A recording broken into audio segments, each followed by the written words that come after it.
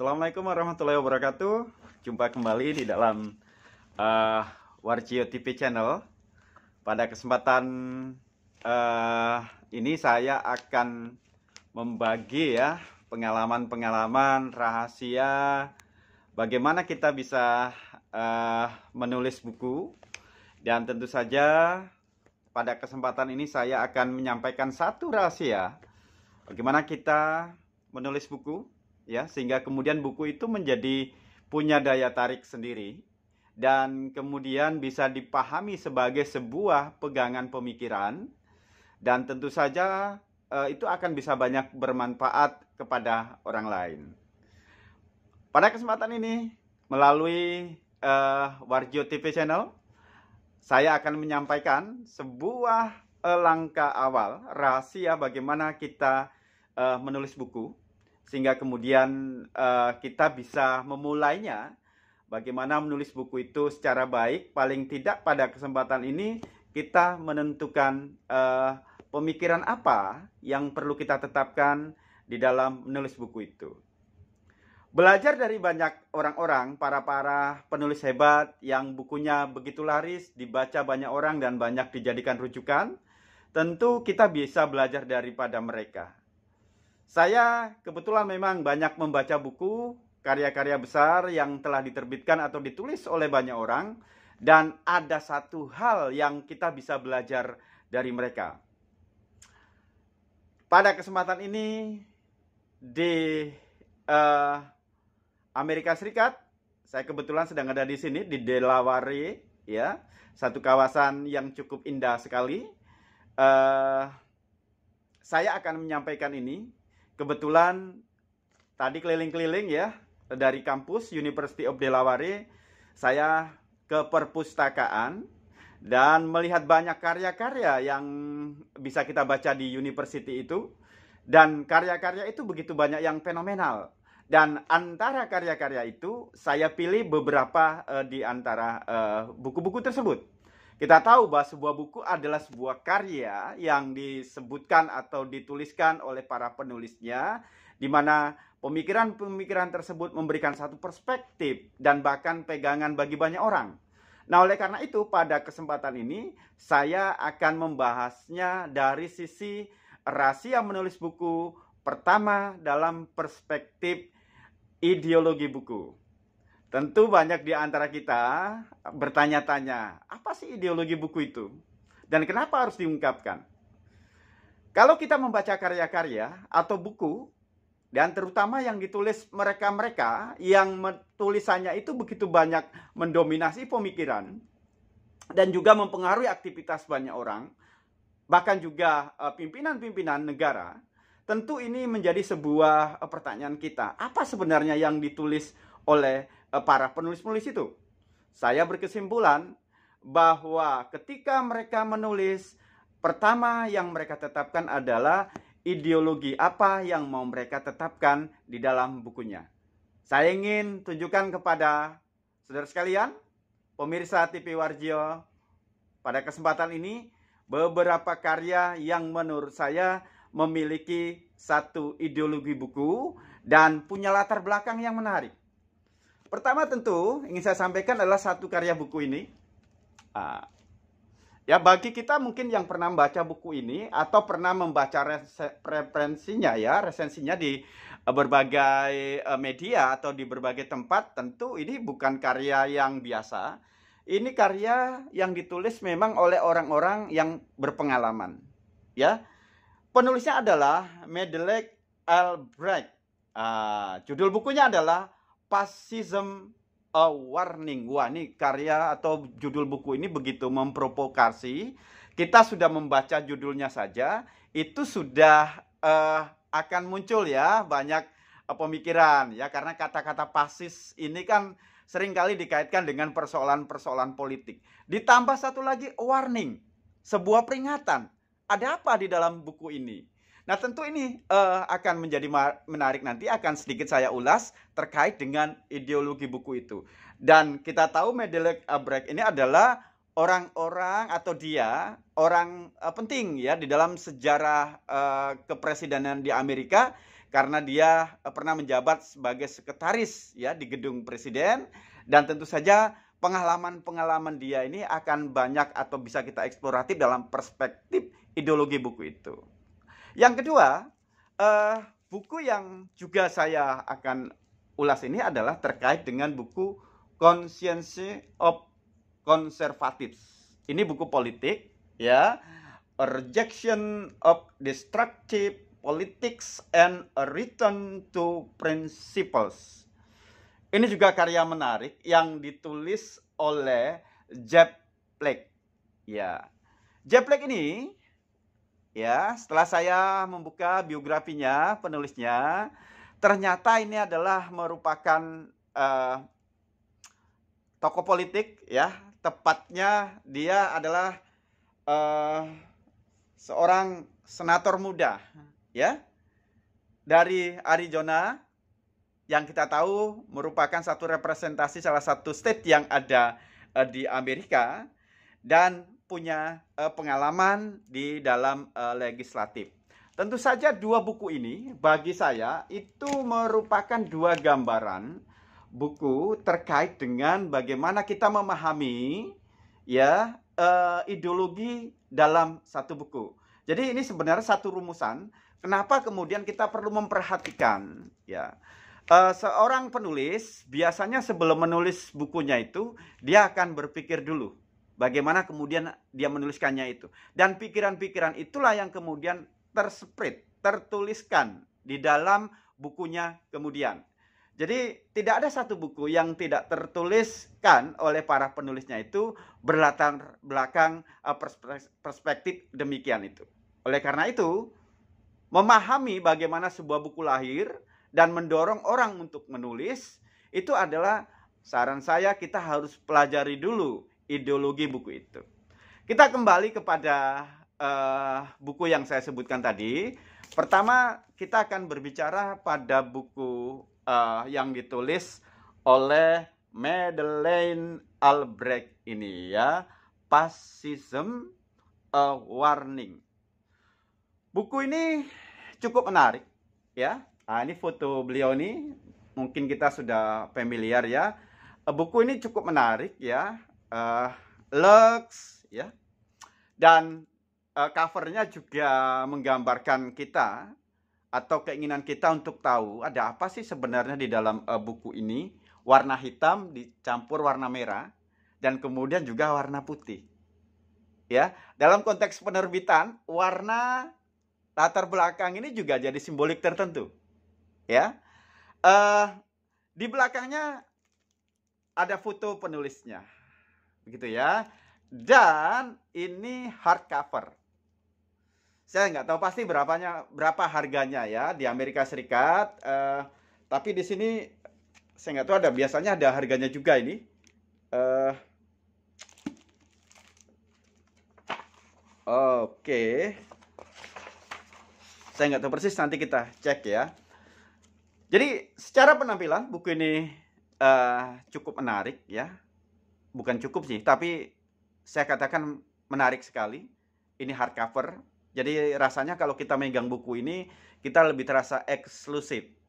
Ya, punya posisi tertentu sebagai orang besar gitu ya. Jadi kalau kita megang sebuah buku yang deluxe gitu ya, kita merasa sendiri walaupun mungkin kita bukan orang besar, tapi kalau megang buku tersebut kita merasa orang besar gitu. Dan penerbit tahu itu.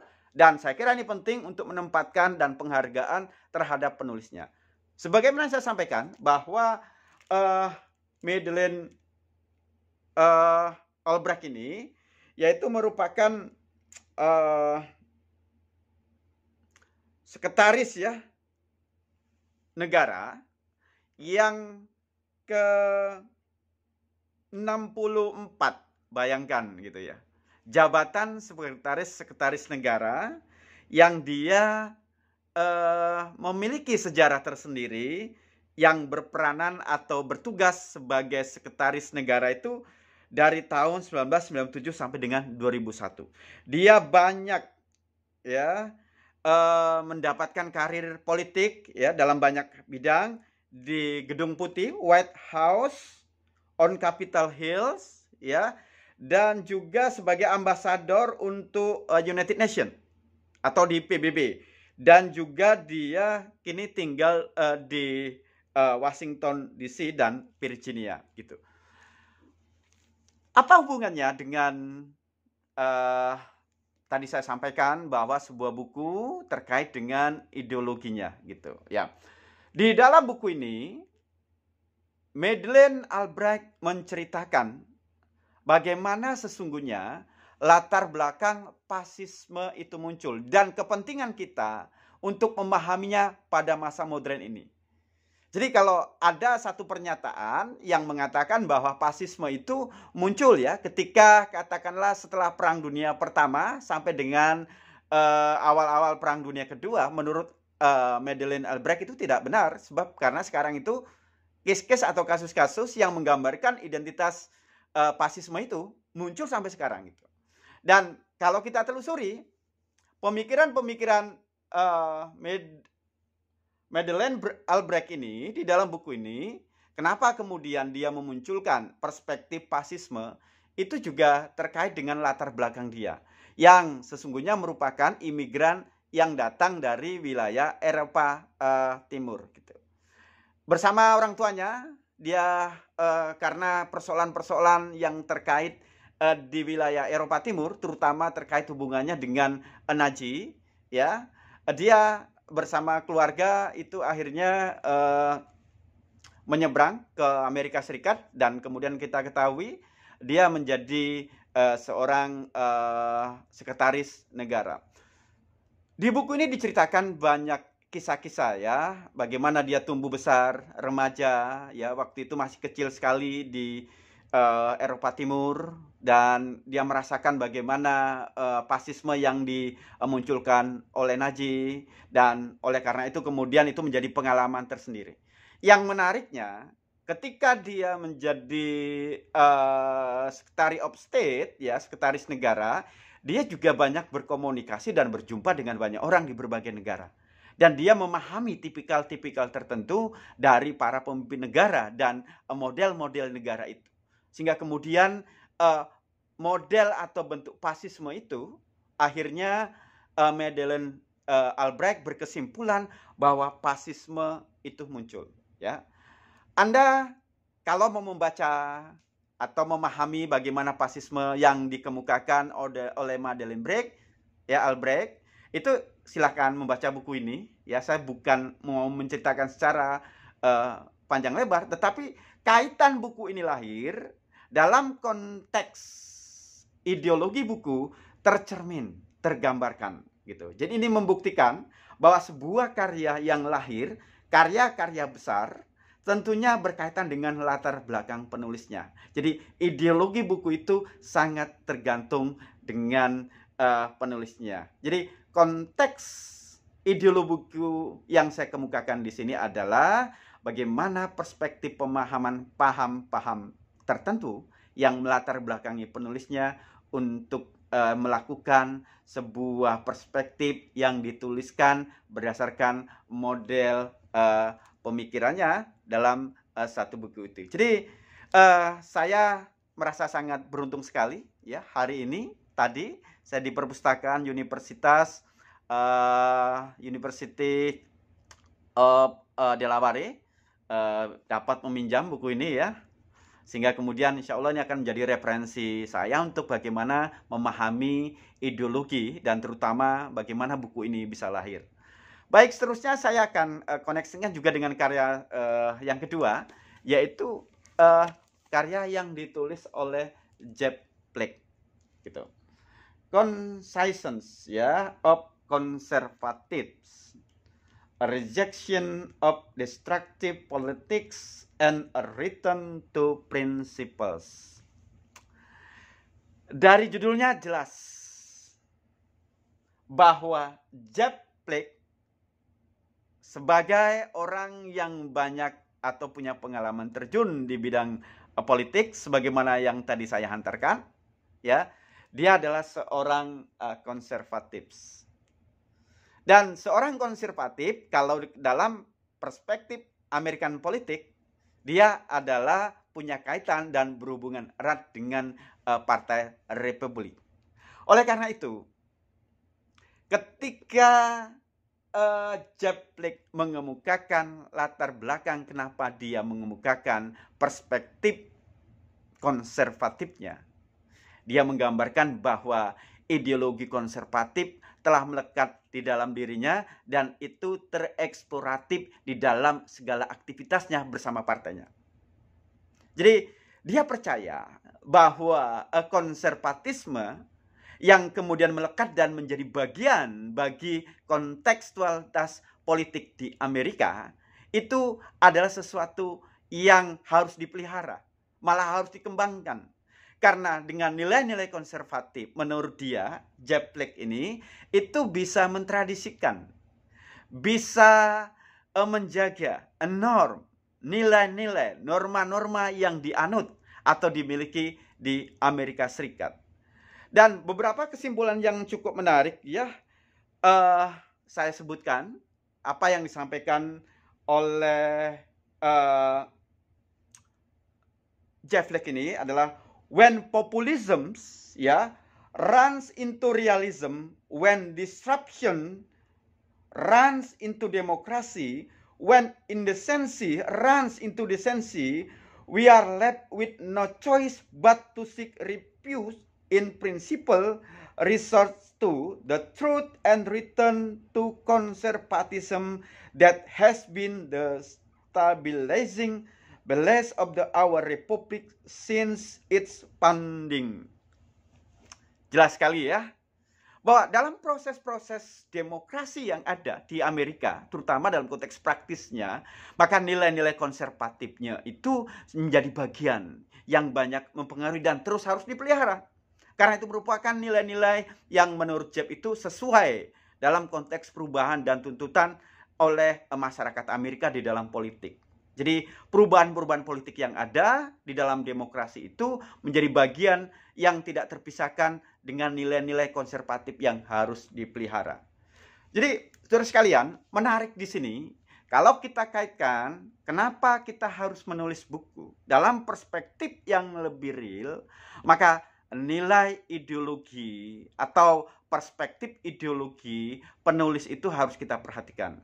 Jadi saran saya, ketika Anda sudah atau kita memulai keinginan untuk menulis buku, maka pelajari rahasianya yang pertama itu ideologi bukunya dan bagaimana kemudian buku itu bisa dikembangkan sehingga kemudian bisa mempengaruhi banyak orang.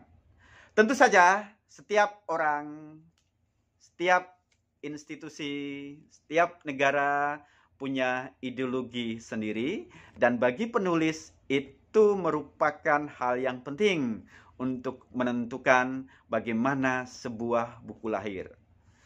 Melalui Warjio TV channel ini, tentu saja pemikiran-pemikiran perspektif seperti ini membangun ya kualitas kita di dalam memberikan perspektif pemahaman kita, terutama dalam menghasilkan karya-karya terkait dengan buku, itu perlu dilakukan dan tentu saja ini akan menjadi langkah baik kita untuk memberikan pencerahan kepada masyarakat.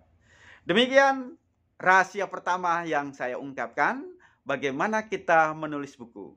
Sekali lagi, jangan lupa rahasia pertama adalah pelajari dulu ideologi bukunya dari para penulis yang ada bacaannya, atau kita mempelajari perspektif latar belakang kita untuk mengemukakan pemikiran kita yang ada atau akan kita tuliskan dalam buku. Demikian dari Delaware, United States of America, saya sampaikan rahasia menulis buku ini. Tetap semangat di dalam menulis buku dan tentu saja terus kemudian meningkatkan karya-karya yang berkualitas. Karena dengan karya-karya itu kita insya Allah bisa membangun peradaban. Demikian, billahi taufiq wal hidayah. Wassalamualaikum warahmatullahi wabarakatuh.